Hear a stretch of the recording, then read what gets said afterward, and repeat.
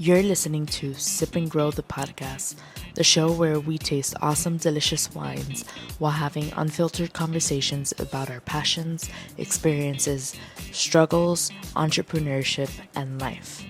My name is Nicole Di Pasquale, and I'm a wine enthusiast just trying to pursue her passions and dreams while taking you on the journey with me, one episode at a time. My ultimate goal is to not only bring you wine knowledge and value, but also inspire you to enjoy your process and journey in pursuing your passions and dreams. Because guess what? The person you become while enduring the process is more important. So sit back, grab a glass, and let's sip and grow together.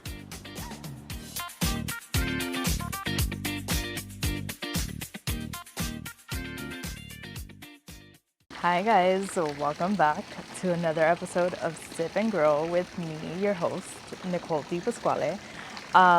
So this episode was actually inspired by a wine that I drank this week. So I drank a wine from a bodega that I visited in 2022, I believe it was. Yeah, in 2022 in the Rioja region of Spain. It's a very small bodega that I visited, and my parents decided to open it because we had one here. And when I drank it, I was like, I haven't done an episode on Rioja, so let's do an episode on Rioja, which I'm probably going to do 2 episodes because there's a lot of information. But I want to go ahead and start off with a white wine, so that's what we're going to be tasting today. Before I get into that, I wanted to kind of go into the bodega we visited. It's called Bodega Lecea. It's a very, very small, like vineyard, like winery, essentially, in a small town in Rioja. And it's really cool because it's like a cellar. Their cellar is all under a cave. So it's super old school. It's been passed down through generations.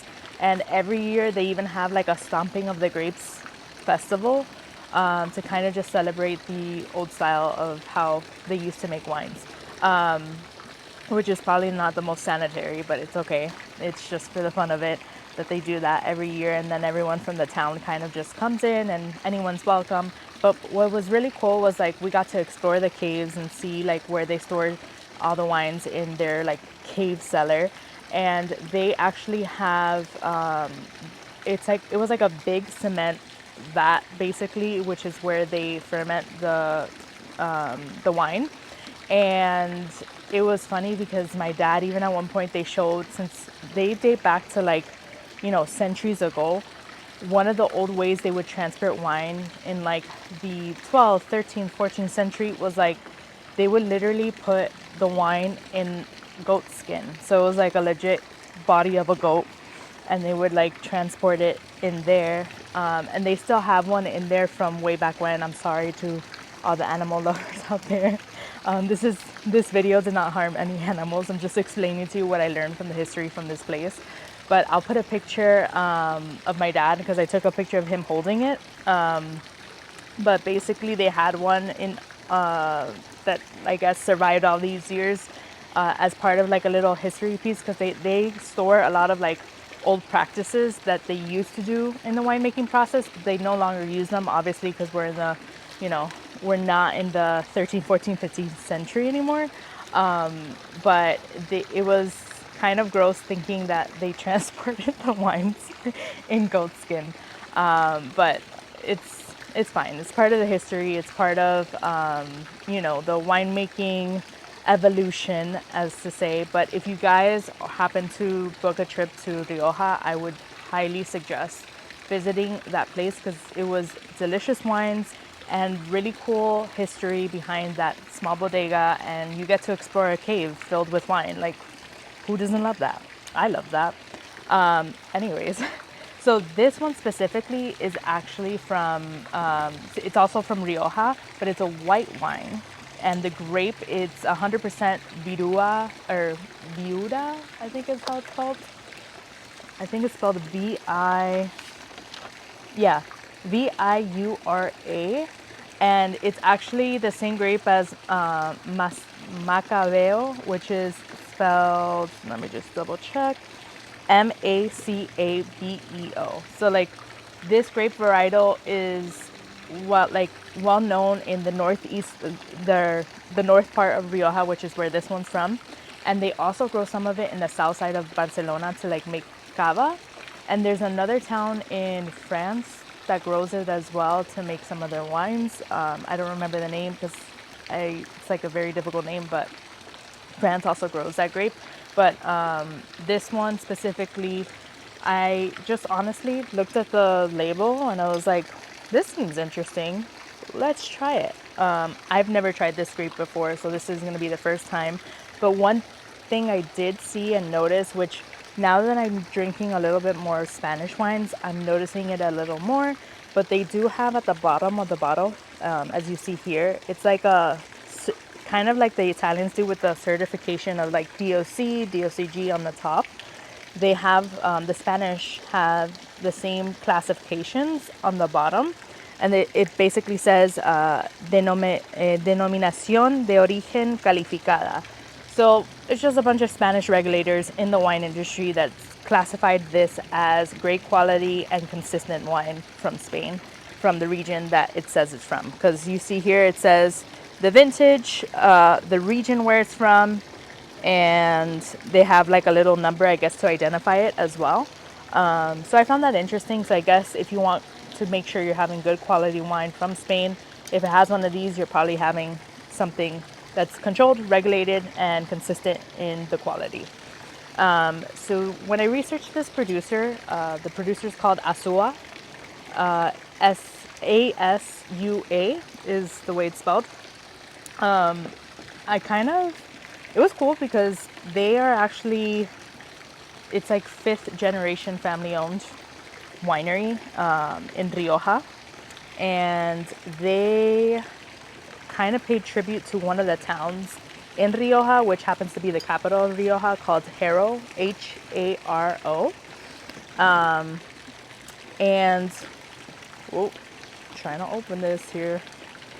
And I believe, if I'm not mistaken, I was really trying to look for it, but what I understood from what I read, their labels, you see how it has like a cool drawing on it? I think each of the drawings is a tribute to like that specific town. But what's so special about that town, not only is it the capital of the region, Rioja, but also, remember Rioja is like, or I don't think I told you guys this, but Rioja is literally has been making wine since like the 11th century.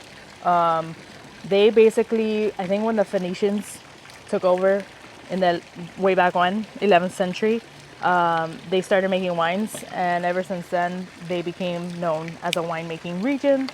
And this specific town, Haro, the one we were talking about, it basically, there was a point in time where there was like a bunch of territorial disputes between like the villages around there, that they kind of had like, you know, a little fight, a little friendly fight, and they kind of created a festival out of it. So every year they have a festival that is called La Batalla del Vino, I believe it's what it's called. I wrote it down just so I can remember.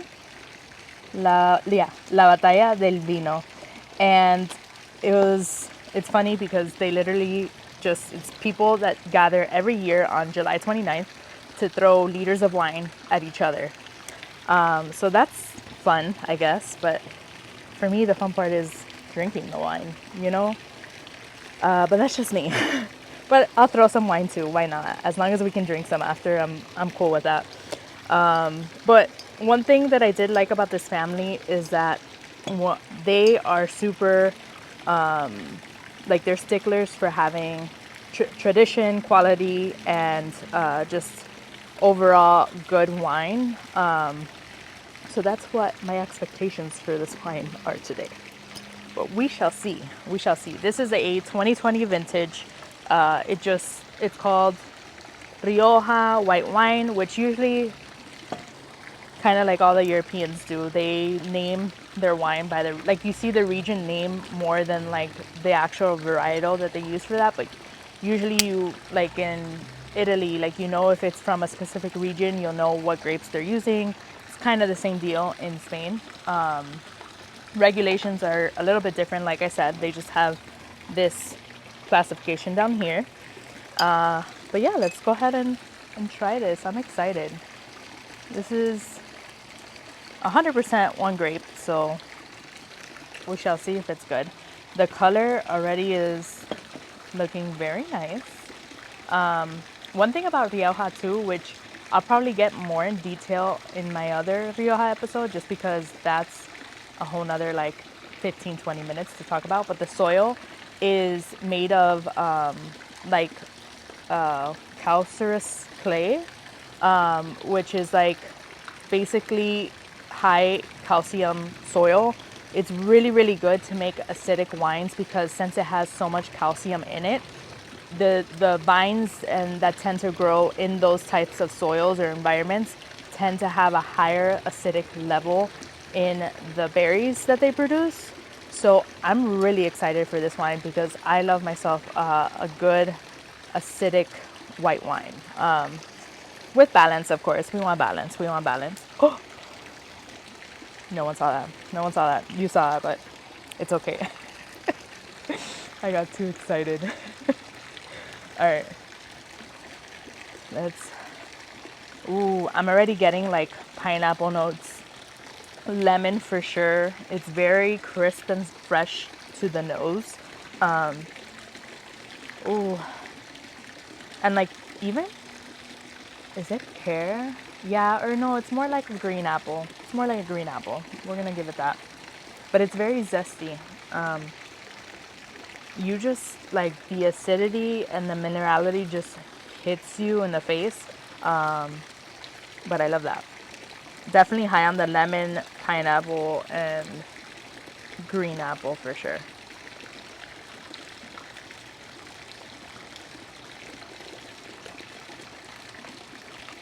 Oh my god. Okay. So very citric notes. It kind of almost like lingers on your tongue and then goes down. I would even say it has like it's high, it's highly acidic, but it does have like a little bit of tannins in there, just kind of sneaking around. But overall, I love like the balance between the two. It's more on the acidic side than the tannic side, but it's really, really nice. Let me go ahead and try it again. Hold on.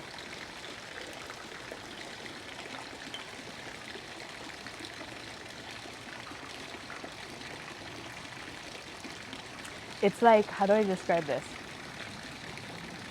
It's kind of like if a Chardonnay and a Riesling had a baby, this would be it. That's what I'm getting. That's what I'm feeling. It's what I'm sensing. It's what I'm tasting. Yeah.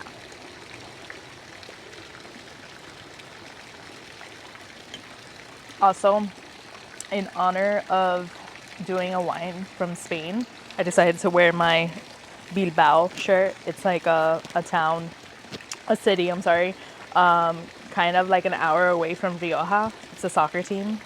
You know, you guys know I'm a soccer player, so I had to bring it out. I had to bring it out. We had to keep the theme going.